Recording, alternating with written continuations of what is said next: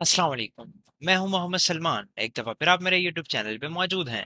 Channel को subscribe करना ना भूलें और वीडियो पसंद आए तो इसे लाइक और शेयर ज़रूर करें। आज हम जिस टॉपिक पे बात करने वाले हैं वो है गेटेक्स वर्कर्स। शायद ये आप लोगों ने टर्म पहली दफ़ा सुनी हो या इसके बारे में हो सकता है कि आपने नाम सुना हो लेकिन चीज़ों का आइडिया ना हो। तो इंशाल्लाह आज हम इसको देखेंगे कि वर्कर्स कितने टाइप्स के होते हैं, ये काम कैसे करते हैं। तो चले हम कोड की तरफ बढ़ते हैं। तो ये वर्कर्स बेसिकली समझ लें आपके पास जो है ना वो कॉल बैक्स होती हैं जो कि किसी भी इवेंट के ट्रिगर होने के ऊपर जो है वो आपको मिल जाती हैं। मिसाल के तौर पे मैं कहता हूँ कि एक वेरिएबल आपके पास है, अब उसकी वैल्यू जो है ना वो कब कब चेंज हो रही है, आपको इस चीज़ के ऊपर कोई ऑपरेशन परफॉर्म करवाना है। तो आप जो है वो वर्कर का ट्रिगर जो है वो इसके साथ बाइंड कर सकते हैं जो कि आपको कॉल बैक दे रहा होगा जैसे आपके वेरिएबल की जो है वो वैल्यू चेंज होगी। तो अब ये वर्कर इस तरह से वर्कआउट कर रहे होते हैं।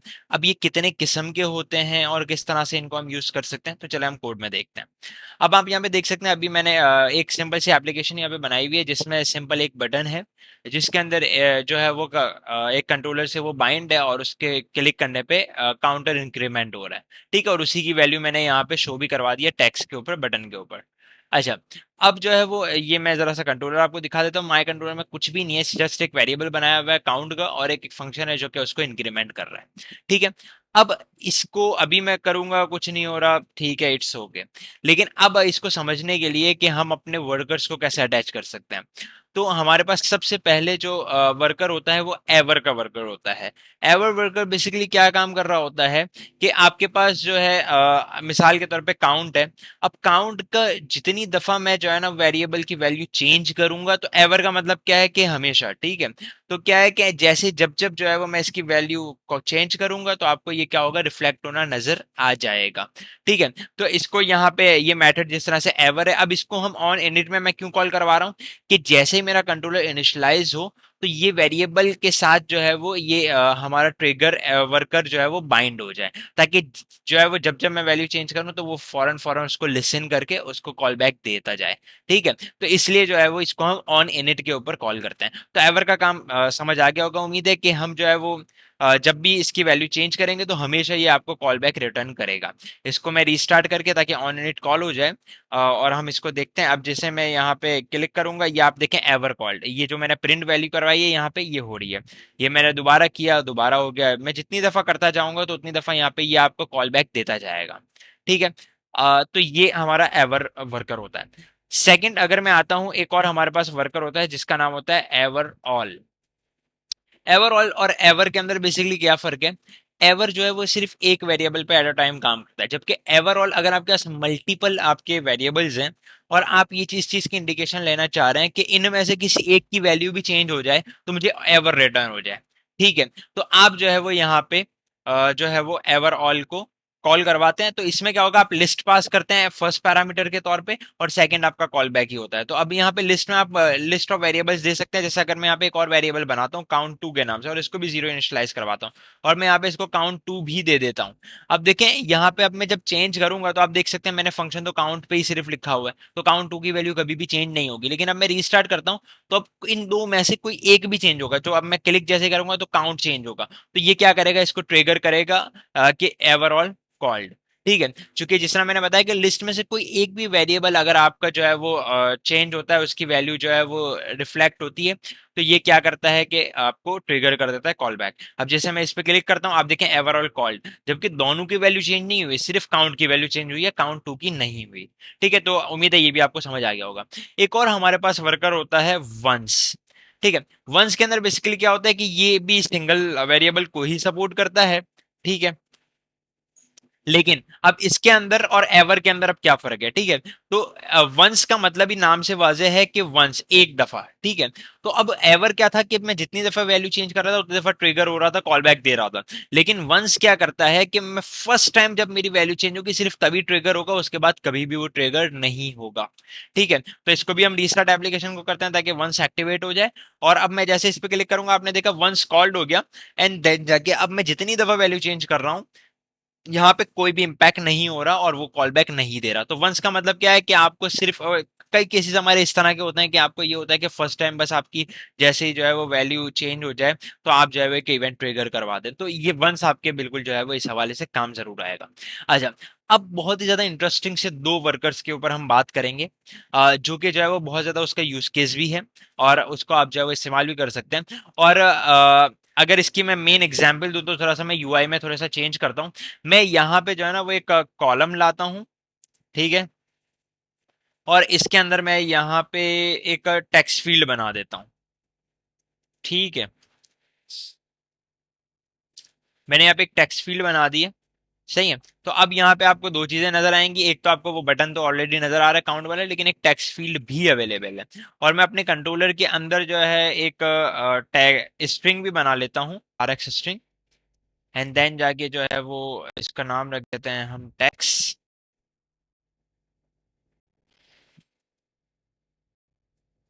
जिसको मैं एक एम्प्टी स्ट्रिंग जो है वो असाइन कर देता हूँ। अच्छा, तो यहाँ पे मैंने स्ट्रिंग बना लिया। अब इसकी यूज केस आपके पास जो है वो बेटर एग्जांपल यही होगी कि अक्सर वैसर आपकी एप्लीकेशन में आपका सर्च बार होता है, और अगर आपको सर्चिंग अपनी एपीआई से करवानी है, ठीक है, और आप चाहते हैं कि कैरेक्टर वाइज ही सर्चिंग हो जाए, कि मैं जैसे जैसे टाइप करता जा रहा हूँ वैसे वैसे रिस्पॉन्स आता जाए, तो अब उसमें क्या होता है आपके पास कि मिसाल के तौर पर आप जो है वो टाइप करना शुरू करते हैं, अब आपने 5 कैरेक्टर टाइप किए तो 5 दफा एपीआई हिट हो जाती है, जो कि एक बहुत ज्यादा बैड प्रैक्टिस है।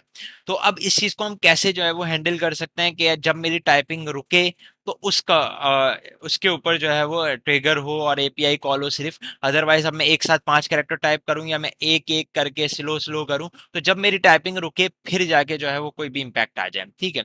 तो अब उस वर्कर के ऊपर हम बात करेंगे। तो अब बेसिकली उसको हम कहते हैं डी बाउंस। डी बाउंस नाम से थोड़ा बहुत आपको रिफ्लेक्ट भी कर रहा होगा कि इसमें क्या है कि ये बाउंस कर रहा होता है, बाउंस बैक। आप जैसे ही एक जो है वो काम रोकेंगे, जैसे आपका काम रुकेगा फिर जाके ये अपने आप को बाउंस करेगा, ठीक है।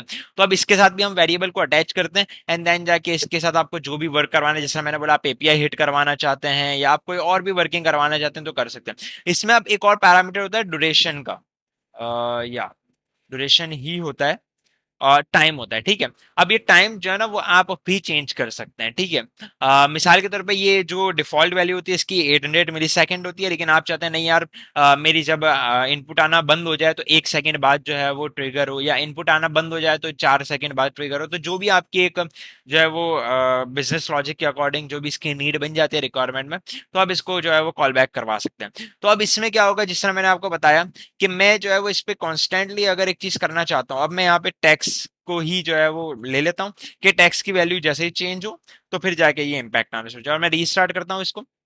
अब आप देखेंगे मैं टाइपिंग करना इसमें शुरू करता हूँ, मैंने पहले एच लिखा, अब जैसे मैंने एच लिखा तो अब 1 सेकेंड के बाद जो है वो यहाँ पे ट्रिगर हो जाएगा। ओ सॉरी, यहाँ पे जो है वो एक चीज मिस कर दी हमने, मैंने इस वेरिएबल को अटैच ही नहीं किया, इसकी वैल्यू ही चेंज नहीं होगी, ठीक है। तो मैं जरा सा अपनी टेक्स्ट फील्ड के साथ जो है वो ऑन चेंज के इवेंट के ऊपर इसको मैं अटैच कर देता हूँ, ताकि क्या होगा कि इसकी वैल्यू कंटिन्यूअसली चेंज हो रही होगी, ठीक है। तो ऑन चेंज पे मैंने जो है वो वैल्यू चेंज करवा दी और मैं टैक्स के अंदर इस वैल्यू को प्लेस करवा देता हूँ, और अब मैं एप्लीकेशन को रीस्टार्ट करता हूँ। तो अब आप देखेंगे जैसे ही जो है वो मैं कुछ टाइप करूंगा तो उसके अकॉर्डिंग यहाँ पे हमारे कॉल बैक्स आना शुरू हो जाएंगे, ठीक है। तो मैं यहाँ पे टाइप करना शुरू करता, मैंने एच टाइप किया, ठीक है। अब एच टाइप करने के 1 सेकंड बाद डिबाउंस कॉल्ड हो गया, ठीक है। लेकिन अब मैं मुसलसल टाइपिंग करता रहता हूँ, एंड देन जाके मैं रुकता हूँ। तो अब देखें मैंने जब टाइपिंग रोकी उसके बाद 1 सेकंड बाद डिबाउंस कॉल हुआ, उसने हर कैरेक्टर के ऊपर इसको कॉल नहीं किया। अब मैं दोबारा टाइपिंग शुरू कर देता हूँ, अब मैं जितनी देर टाइप करता रहूंगा कुछ भी नहीं होगा, लेकिन मैंने टाइपिंग रोकी 1 सेकंड वो इंतजार करेगा कि मैं दोबारा कंटिन्यू तो नहीं करता, एंड देन जाके वो डिबाउंस को कॉल कर देगा। तो ये बहुत ही इंटरेस्टिंग सा इसका जो है यूज केस है, जो कि हमें अक्सर नीड पड़ती है और हमें इसका पता नहीं होता।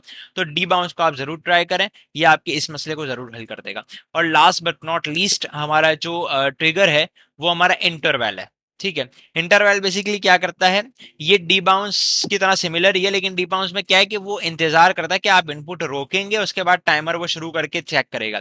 लेकिन इंटरवल का क्या है कि आप एक कॉन्स्टेंटली इनपुट भी देते जाएं, लेकिन आपने जो टाइम सेट किया है उस टाइम के अकॉर्डिंग वो जो है वो कॉल होता जाएगा। यानी मिसाल के तौर पर मैं इसको यहाँ पे टाइम अगर देता हूँ 3 सेकेंड, ठीक है। तो अब मैं जैसे ही काम शुरू करता हूँ, इनपुट देना शुरू करता हूँ, चाहे मैं इनपुट मुसलसल देता रहा हूँ कंटिन्यूअसली, लेकिन हर 3 सेकंड बाद ये कॉल होगा, ये इंतजार नहीं करेगा कि मैं इनपुट रोकूंगा तो ये कॉल हो। तो यही डिबाउंस और इंटरवल में एक बुनियादी फर्क है। इसको भी हम ट्राई कर लेते हैं। मैं एप्लीकेशन रीस्टार्ट करता हूँ ताकि जो है वो इंटरवल अटैच हो जाए हमारे कंट्रोलर के साथ, देन जाके हम इसको टेस्ट करें। हमारी एप्लीकेशन रिस्टार्ट हो गई। अब मैं इसके अंदर जो है वो टाइप करता हूँ और मैं टाइप करना शुरू करता हूँ। अब आप देखें मैंने जो है वो रोका नहीं है टाइपिंग को, लेकिन फिर भी ये प्रिंट किए जा रहा है हर 3 सेकंड बाद। अब ये डीबाउंस प्रिंट कर रहा है क्योंकि यहाँ पे डीबाउंस ही, अगर मैं इसको इंटरवल कर देता हूँ और फिर रीस्टार्ट एप्लीकेशन करता हूँ तो ये आपका इंटरवल भी प्रिंट कर देगा। तो कितने इंटरेस्टिंग वे के अंदर हमने जो है ना इन चीजों को देखा। तो ये 5 आपको बहुत ज्यादा काम आने वाले हैं। सबसे पहले हमने एवर के ऊपर डिस्कस किया, फिर एवरऑल, फिर वंस, फिर डीबाउंस एंड देन इंटरवल। तो ये हमारे कैटेक्स के वर्कर्स होते हैं। उम्मीद है आपको ये वीडियो पसंद आई होगी। वीडियो पसंद आई है तो इसे लाइक और शेयर जरूर करें। अपना ख्याल रखें। अल्लाह हाफिज।